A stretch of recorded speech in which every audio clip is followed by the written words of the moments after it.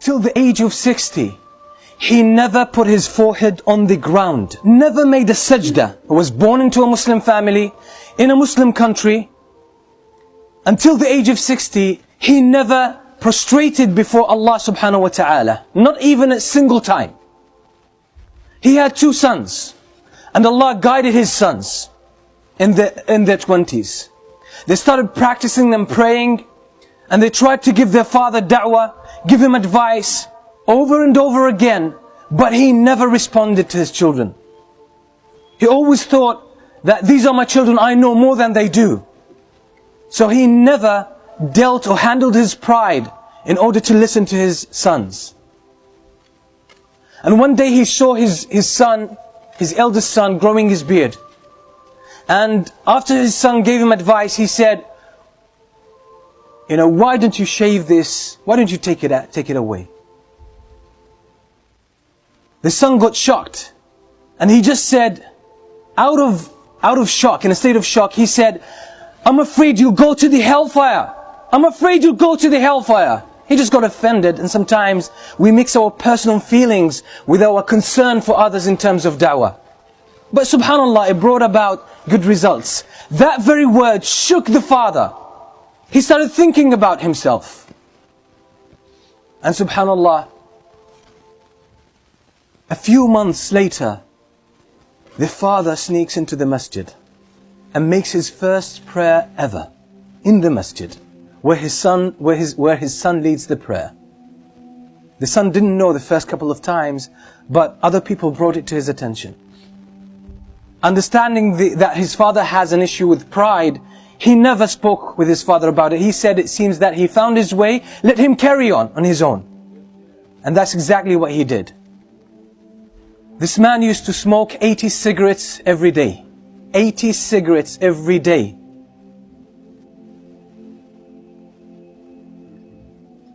And one day, he decided, I want to give up smoking.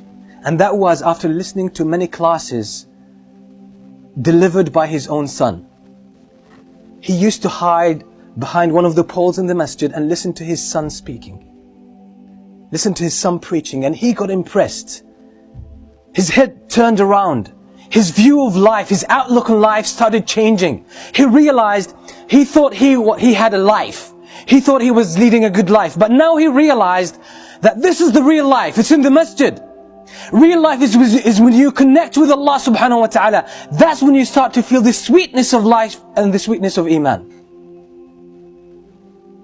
So he started listening to the talks of his son secretly, and even buying some of his tapes and listening to them at home.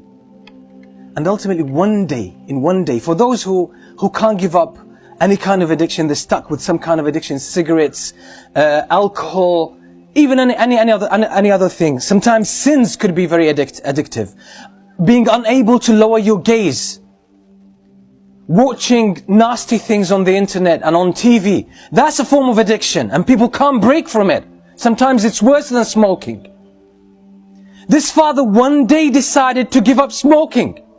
In one day, he gave up smoking. He didn't reduce the number of cigarettes he would smoke every day. He just gave up. He decided. He said, enough is enough. I'm not going to have this anymore. And he gave up smoking from 80 cigarettes a day to 0. So it's a matter of decision. It's a matter of commitment. And you can get all of this once you connect with Allah subhanahu wa ta'ala. Now I know the father. He is 73 years old now. 73 years old. Now he gave up smoking at the age of 68. At the age of 68.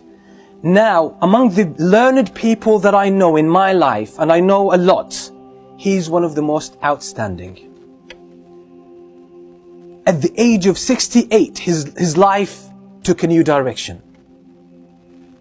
He read Tafsir Ibn Kathir more than 15 times.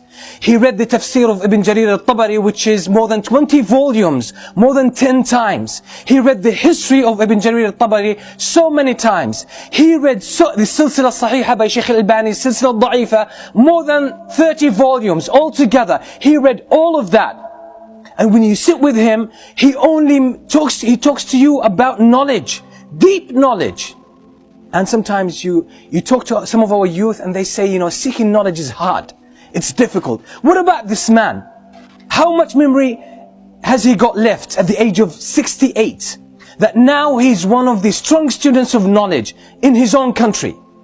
And when you sit with him, mashallah, you always learn something.